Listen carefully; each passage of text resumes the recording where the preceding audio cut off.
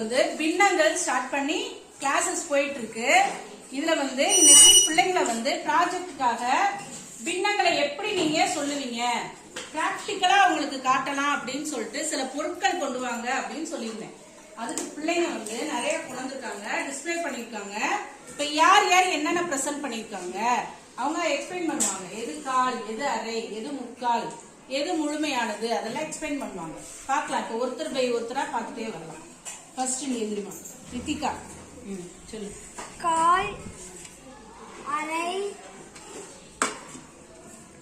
முக்கால். முக்கால்ன்றது 3 கால் சேர்ந்தது. Very good. Monica இப்ப சொல்ல போறா. அவ வந்து இட்லி கொண்டு வந்திருக்கா.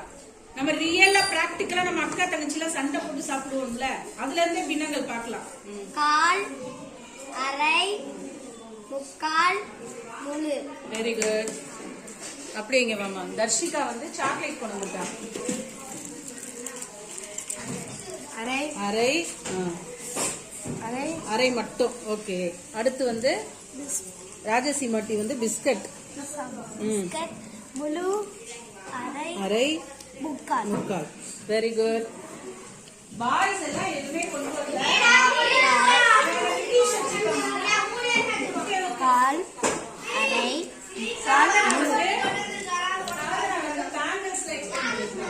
Very good.